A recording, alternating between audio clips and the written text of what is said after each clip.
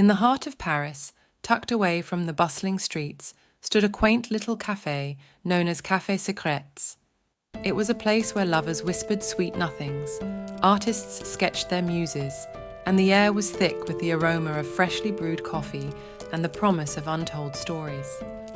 But tonight, Café Secrets was about to live up to its name in ways no one could have imagined. Sophie Duval, a renowned investigative journalist, was sitting at her usual corner table, scribbling notes in her leather-bound journal. She was following a lead on a story that promised to be her career's crowning jewel. Her contact was a mysterious informant who had only communicated through cryptic notes and anonymous emails. The final clue had led her here, to Café Secrets, at precisely 9 p.m. As the clock struck 9, a tall, dark-haired man entered the cafe. He scanned the room with piercing blue eyes and then locked onto Sophie. He walked over to her table, his steps confident but wary. "Mind if I sit?" he asked, his voice a low, melodic whisper. Sophie nodded, her heart racing.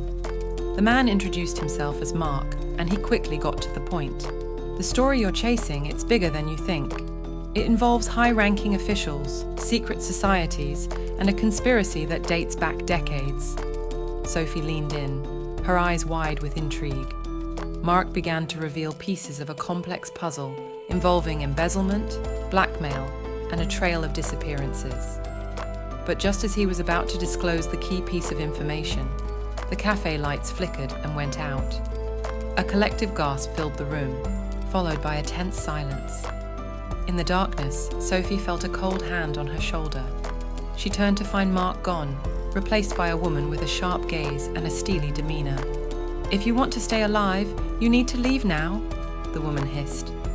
Before Sophie could react, the lights flickered back on. The woman had vanished, leaving behind a slip of paper with an address scrawled in elegant script. Sophie's pulse quickened as she recognized the handwriting. It matched the notes from her informant. Determined to uncover the truth, Sophie left the cafe and made her way to the address. It led her to an old decrepit mansion on the outskirts of Paris. The door creaked open as she approached, and she stepped into a grand foyer covered in dust and cobwebs. A faint light emanated from a room at the end of the hallway. As Sophie entered the room, she found herself face to face with Marc and the mysterious woman from the cafe. They were standing over a desk piled with documents and photographs. "You were followed," Marc said, his tone urgent. "We don't have much time."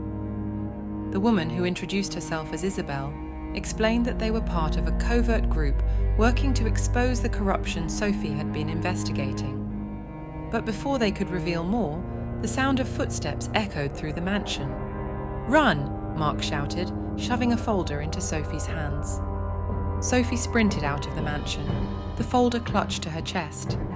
She didn't stop until she reached the safety of her apartment. Breathless, she opened the folder to find a series of shocking photographs and documents that implicated some of the most powerful people in Paris.